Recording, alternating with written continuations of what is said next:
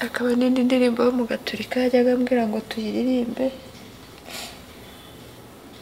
Ikintu kimbabaza ni uko nyumva baririmba ahantu bashyingura, aririmba ngo nyiribambe ndaje unyakire. Yajyaga ambwira ngo tuyiririmbe, kandi iyo ndirimbo nibuka ko yayadukanye muri 91. Ariko nyuma aje gupfa nibajije impamvu iyo ndirimbo yajyaga aho twajyaga hose arambwira ngo tuyiririmbe, twaba twicaye ariko turirimbe ya ndirimbo. Nibuka ko yari yaranayanditse ayiha papa tuzancapira iyi ndirimbo ku mashini, ndayikunda. Ariko sinshidikanya ko hari uriya muvandimwe Imana yamuvugiragamo. Iyo ndirimbo aho yabaga ari hose n'amakuru njya numva yapfuye yari mu kuririmba.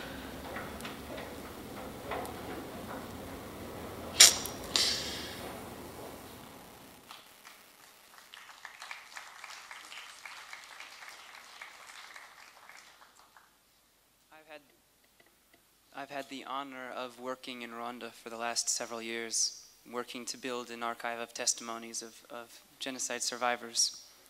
And I can tell you, as you can see very clearly, that these survivors are still living with genocide today.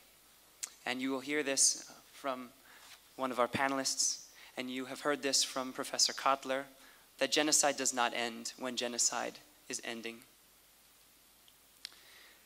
What's important is that these survivors want to talk. What's important that all of the human rights abuses want to be told to the world, and that these are individuals who want to share with us. They want to share with the rest of the world. And this is why this panel is so special, because these are individuals who have experienced discrimination. These are individuals who have experienced the genocide, and they're here to share with us their experiences. But what's even more important about this group here is that they have left their countries and they have come here, and with all of the opportunities that they've been given to move on with their lives, to forget the horrific past that they've experienced, they're still fighting. These are very special individuals, and they're very few, but they are fighting. To start with this, I want to introduce Nazanin Afshin-Jam. Nazanin doesn't need many words because she will speak for herself. But as you know, Nazanin comes from Iran, and she is incredibly talented as a musician, as a singer, as an actor. But she has started an organization, Stop Child Executions, and she fights for human rights abuses, against human rights abuses all over the world. So with that, I will have Nazanin share some of her experiences. Merci. C'est très difficile de parler après un clip émouvant comme ça. Et aussi, je ne suis pas Bernard-Henri Lévy, alors j'espère que vous n'allez pas discriminer contre moi. I was born in Iran at the start of the Islamic Revolution in 1979. That spiraled my country back into the Middle Ages and basically halted human rights. My father was imprisoned and tortured by the Revolutionary Guard, and they wanted to execute him simply because he was allowing alcohol and music and dancing at the hotel that he managed. So he wasn't even political. Thankfully, the man who was in charge of giving my father the death sentence got into a car accident that day, and call it luck or call it fate, bought time for my mother to find ways to get him out temporarily, to give him a trial, but obviously he wasn't going to wait for a trial, and he escaped right away to Spain, and our family followed a couple months later, and then we immigrated to Canada, where I've lived ever since. On behalf of the Iranian people, I would like to share with you what an utter disgrace it was having Ahmadinejad speak at the Durban Review Conference. To allow such a bigot who represents a regime of intolerance, to spew hate sentiments is a real shame. And please keep in mind that Ahmadinejad does not represent the people of Iran, nor does his puppeteer Ali Khamenei.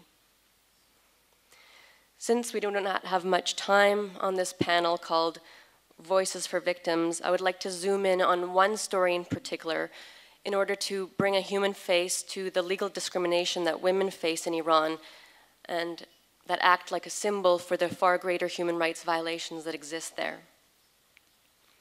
I would like to tell you the story about Nazanin Fatehi, a young Kurdish girl in Iran.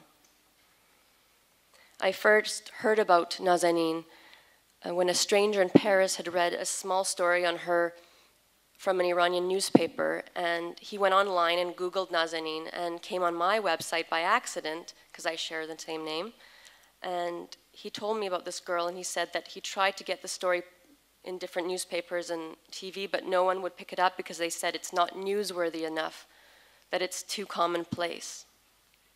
Perhaps you'll decide for yourself after I tell you this story whether it is newsworthy.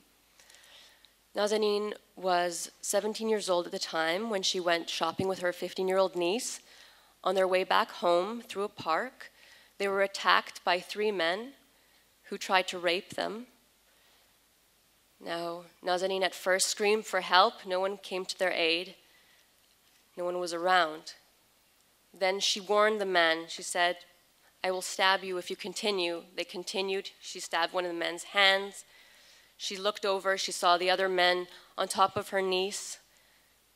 Her niece by then only had some underclothes on.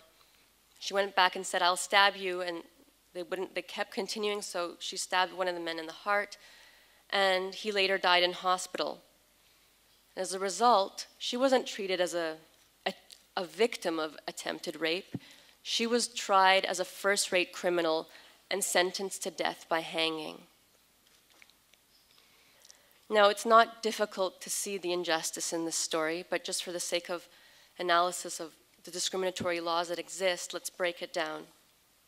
First of all, she was defending herself.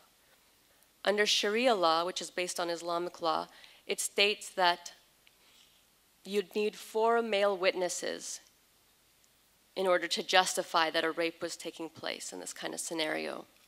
But honestly, when do you have 4 witnesses like that in such a scenario, unless they're part of the action?